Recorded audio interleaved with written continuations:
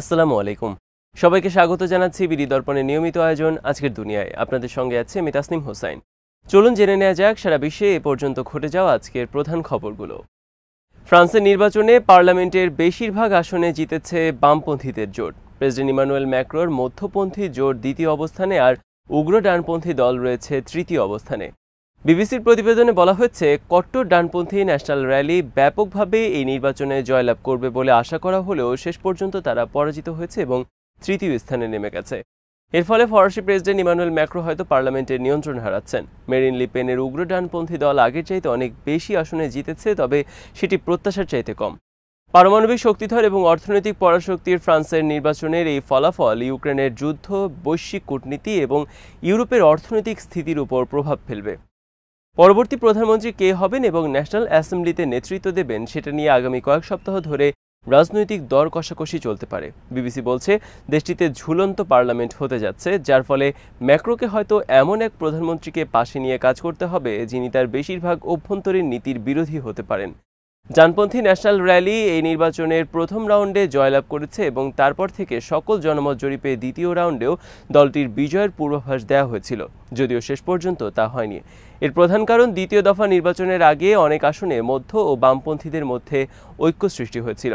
গত 30 জুন প্রথম দফার ভোটের কট্টর ডানপন্থী ন্যাশনাল র্যালি এবং সমমনা দলগুলো 33% ভোট পেয়েছিল, আর বামপন্থী নিউ পপুলার ফ্রন্ট 28% ভোট পেয়ে দ্বিতীয় অবস্থানে ছিল। প্রেসিডেন্ট ম্যাক্রোর নেতৃত্বে মধ্যপন্থীরা 20% ভোট পেয়েছিল তৃতীয় স্থানে। তবে দ্বিতীয় দফায় সেই ফল পাল্টে গেল। সমালোচনা যেন পিছু ছাড়ছে না যুক্তরাষ্ট্রের প্রেসিডেন্ট জো বাইডেনের। প্রথম প্রেসিডেন্সিয়াল বিতর্কে রিপাবলিকান প্রার্থী ডোনাল্ড ট্রাম্পের বিপরীতে নড়বড়ে উপস্থাপনার পর ডেমোক্র্যাটদের উদ্বেগ নানাভাবে চেষ্টা করেও কমাতে পারছেন না বাইডেন। এরই মধ্যে তিনি পার্কিনসন রোগে ভুগছেন কিনা তা নিয়েও জল্পনা কল্পনা সৃষ্টি হয়েছে। গত জানুয়ারি মাসে পার্কিনসন রোগ বিশেষজ্ঞ কেভিন কানার্ড হোয়াইট হাউসে বাইডেনের চিকিৎসক কেভিন এবং কনরের সঙ্গে দেখা করেন। দুজনের মধ্যে কি কথা হয়েছিল তা জানা যায়নি, তবে খবরটি গণমাধ্যমে আসার পরপরই বিষয়টি নিয়ে জল্পনা শুরু হয়। ট্রাম্পের সঙ্গে বিতর্কের পর বাইডেন তার দলের হতাশ নেতা এবং সমর্থকদের উদ্বেগ কমাতে গত শুক্রবার একটি সাক্ষাৎকার দেন, কিন্তু এতে দলের নেতাদের আস্থা ফিরেছে বলে মনে হচ্ছে না। পার্লামেন্টের নিম্নকক্ষ প্রতিনিধি পরিষদের আরেক ডেমোক্র্যাট সদস্য মিনেসোটার ক্রেগ শনিবার বাইডেনকে প্রার্থিতা থেকে সরে যাওয়ার আহ্বান জানান। এ নিয়ে এখন পর্যন্ত 5 জন ডেমোক্র্যাট আইন প্রণেতা বাইডেনকে সরে যেতে বললেন। এবিসি নিউজকে দেওয়া সাক্ষাৎকারে বাইডেন তার নির্বাচনী বিতর্ককে কেবল একটি বাজে অধ্যায় হিসেবে উড়িয়ে দিয়ে বলেন, একমাত্র ঈশ্বরই আমাকে নির্বাচন থেকে সরাতে পারবেন।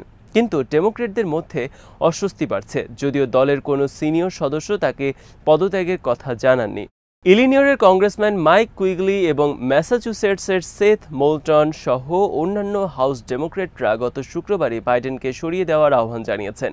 বুধবার অ্যারিজোনার ডেমোক্র্যাট রাউল গ্রিজাভেলাও একই আহ্বান জানিয়েছিলেন। তবে এবিসির সঙ্গে 22 মিনিটের সাক্ষাৎকারে বাইডেন তার সহকর্মীদের কাছ থেকে সরে দাঁড়ানোর পরামর্শের বিষয়টি নাকচ করে বলেন, এরকম কিছু ঘটবে না। গাজা উপত্যকায় প্রতিরোধ যুদ্ধের 275তম দিন ছিল রবিবার। এদিন উপত্যকার বেশ কয়েকটি শহরে ইসরায়েলি সেনাদের উপর গেরিলা আক্রমণ এবং মর্টার হামলা চালিয়েছে প্রতিরোধ যোদ্ধারা।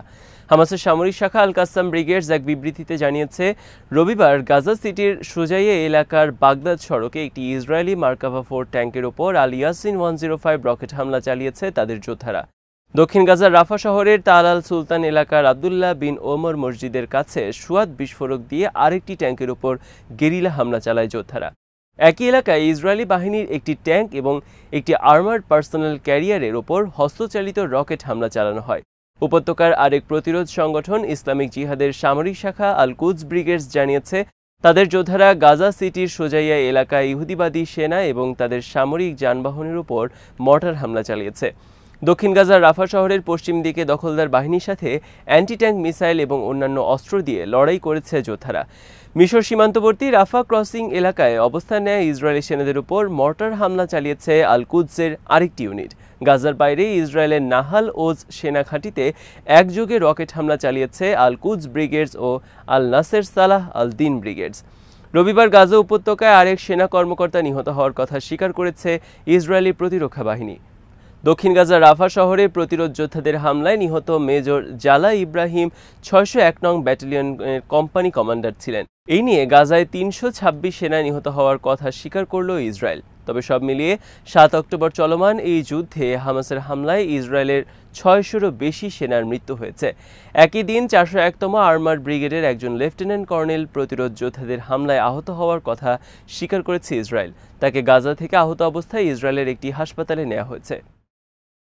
হামাসের সামরিক শাখা আল কাসাম ব্রিগেডসের মুখপাত্র আবু ওবায়দা এক ভিডিও বার্তায় বলেছেন, দখলদার বাহিনীর মোকাবেলায় আরব প্রতিরোধ যোদ্ধারা অভূতপূর্ব ঐক্যের নজির দেখিয়েছে। এই সময় ইসরায়েলি বাহিনীর মোকাবেলায় প্রতিরক্ষা শক্তি যেমন বৃদ্ধি পেয়েছে, তেমনি বেড়েছে আক্রমণের শক্তি। আবু ওবায়দার এই ভিডিও বার্তাটি প্রচার করেছে আল জাজিরা। সেখানে আবু ওবায়দা বলেন, যুদ্ধ শুরু হওয়ার পর আল কাসাম ব্রিগেডসে যুক্ত হয়েছে আরও কয়েক হাজার নতুন সেনা। এছাড়াও কয়েক হাজার যোদ্ধা এখনও যে কোনো মুহূর্তে ডাক পেলে লড়াইয়ে যোগ দিতে প্রস্তুত। তিনি বলেন, এই লড়াইয়ের একমাত্র অর্জন হবে প্রতিরোধ যোদ্ধাদের বিজয় এবং শত্রু ও দখলদারদের পরাজয়। রাফা, সুজাইয়া ও অন্যান্য এলাকার চলমান লড়াইয়ের প্রসঙ্গ টেনে আল কাসামের মুখপাত্র বলেন, এসব লড়াই প্রমাণ করে প্রতিরোধ যোদ্ধারা এখনও শক্তি নিয়ে যুদ্ধের মাঠে অবস্থান করছে। অন্যদিকে শত্রুরা ব্যর্থ হচ্ছে। তিনি বলেন, আল আকসা ফ্লাড অপারেশন ফিলিস্তিনি প্রতিরোধের সূচনা নয়, বরং এটি গাজা, জেরুজালেম এবং পশ্চিম তীরে শত্রুদের বহু বছরের অপরাধ ও অন্যায়ের ফলে ঘটা বিস্ফোরণ। বাইরের সমর্থন এবং প্রয়োজনীয় সহযোগিতা ছাড়াই প্রতিরোধ যোদ্ধারা লড়াই চালিয়ে যাবে বলে তিনি অঙ্গীকার ব্যক্ত করেন। আবু ওবায়দা আরও বলেন, গাজা উপত্যকার 24টি ব্যাটালিয়ন এবং প্রতিরোধ গ্রুপ বিভিন্ন এলাকায় শত্রুদের পরাজিত করতে লড়াই অব্যাহত রেখেছে। ইয়েমেন, ইরাক, লেবাননের সংগঠনগুলোর ইসরায়েলের বিরোধী লড়াইয়ের প্রসঙ্গ টেনে আবু ওবায়দা বলেন, প্রতিরোধ যোদ্ধারা সবাই শত্রুদের বিরুদ্ধে ঐক্যবদ্ধ। পশ্চিম তীরে যে প্রতিরোধ যুদ্ধ চলছে সেটি ইসরায়েলিদের পরিকল্পিত নিপীড়নের প্রতিবাদের অংশ। হামাসের হাতে বন্দী থাকা ইসরায়েলি নাগরিকদের পরিবারের উদ্দেশ্যে তিনি বলেন, ইসরায়েলের প্রধানমন্ত্রী নেতানিয়াহু তার ব্যক্তিগত লক্ষ্য হাসিলের জন্য আপনাদের সন্তানদের ভাগ্য নিয়ে খেলছে। নেতানিয়াহু যে বিজয় লক্ষ্যের কথা বলছে সেটি তার ব্যক্তিগত বিজয়। লেবানন ভিত্তিক প্রতিরোধ সংগঠন হিজবুল্লাহ জানিয়েছে, তারা রবিবার ইসরায়েলি সামরিক বাহিনীর বিভিন্ন স্থাপনা লক্ষ্য করে 100টিরও বেশি রকেট হামলা চালিয়েছে। এর ফলে ইসরায়েলের বিভিন্ন এলাকার কয়েক লাখ বাসিন্দাকে আতঙ্কিত অবস্থায় ভূগর্ভস্থ শেল্টারে আশ্রয় নিতে হয়েছে। ইসরায়েলি বাহিনী লেবাননে হামলা চালিয়ে হিজবুল্লাহর এক কমান্ডারকে হত্যা করার প্রতিশোধ হিসেবে এই হামলা চালানো হয়েছে। হামলা শুরুর পর উত্তর ইসরায়েলের বিস্তৃত এলাকায় রকেট হামলার সতর্কতামূলক সাইরেন বেজে ওঠে। মার্কিন সংবাদ মাধ্যম এজিওস নিউজের একজন প্রতিনিধি কর্মকর্তাদের বরাত দিয়ে জানিয়েছেন, রবিবারের হামলায় অন্তত একজন মার্কিন নাগরিকও আহত হয়েছেন। তবে কঠোর সামরিকায়নকৃত এলাকায় ওই মার্কিন নাগরিকের উপস্থিতির কারণ কি তা জানতে পারেননি ওই প্রতিনিধি। ইসরায়েলি সংবাদ মাধ্যমের খবরে বলা হয়েছে, আহত মার্কিন নাগরিকের অবস্থা গুরুতর। জারিত এলাকায় একটি অ্যান্টি ট্যাঙ্ক মিসাইলের বিস্ফোরণে তিনি আহত হয়েছেন। উত্তর ইসরায়েল থেকে ইসরায়েলি চ্যানেল 12 এর প্রতিনিধি জানিয়েছেন, বেলা 2টার দিকে হামলাটি হয়। আহত মার্কিন নাগরিকের ইসরায়েলি নাগরিকত্ব নেই। এছাড়া এই হামলায় আরও 2 জন আহত হওয়ার কথা বলেছেন তিনি, যাদেরকে নাহারিয়া হাসপাতালে ভর্তি করা হয়েছে। পরবর্তীতে ইসরায়েলি মিডিয়া জানিয়েছে, আহতদের সংখ্যা 4 জন, যাদের মধ্যে 2 জনের অবস্থা গুরুতর। হিজবুল্লাহ এক বিবৃতিতে জানিয়েছে, রবিবার তারা 9 দফা হামলা চালিয়েছে ইসরায়েলের বিভিন্ন সামরিক স্থাপনা লক্ষ্য করে। এর মধ্যে দিনের শুরুতেই রাহেব সেনা ঘাঁটির নজরদারি সামগ্রী লক্ষ্য করে হামলা চালানো হয়। এছাড়া আরও কয়েকটি ঘাঁটি এবং সেনা ছাউনিতে হামলা করা হয়েছে। এসব হামলায় অ্যান্টি ট্যাঙ্ক গাইডেড মিসাইল সহ বিভিন্ন ধরনের রকেট ব্যবহার করেছে হিজবুল্লাহ। ইসরায়েলি গোয়েন্দা সংস্থা শিন বেতের প্রধান রনেন বার জানিয়েছেন, তার নেতৃত্বে একটি প্রতিনিধি দল যুদ্ধবিরতির আলোচনার জন্য সোমবার মিশর যাচ্ছে। হামাসের হাত থেকে বন্দীদের মুক্তি, ভবিষ্যতে রাফা ক্রসিংয়ের নিয়ন্ত্রণ নিয়ে তারা মিশরের কর্মকর্তাদের সঙ্গে আলোচনা করবেন। ইসরায়েলি সংবাদ মাধ্যম ওয়ালার খবরে বলা হয়েছে, মিশরের রাজধানী কায়রোতে কর্মকর্তাদের সাথে বন্দী বিনিময় এবং যুদ্ধবিরতি নিয়ে আলোচনা করবেন শিন বেত প্রধান। এছাড়া চুক্তির আওতায় যেসব ফিলিস্তিনি বন্দীদের ইসরায়েলি কারাগার থেকে মুক্তি দেওয়া হবে তাদের তালিকা নিয়েও আলোচনা হবে মিশরীয় কর্মকর্তাদের সাথে।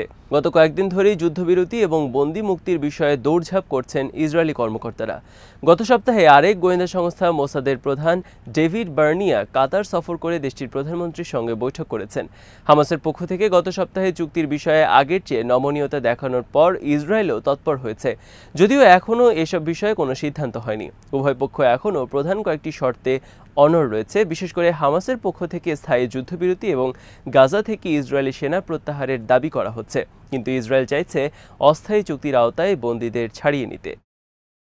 আজ এখানেই শেষ করছি। সবাই ভালো থাকুন, সুস্থ থাকুন আর দেখতে থাকুন বিডি দর্পণ। চ্যানেলটি ভালো লাগলে সাবস্ক্রাইব করুন, সংযুক্ত থাকুন আমাদের ফেসবুক পেজে। আল্লাহ হাফেজ।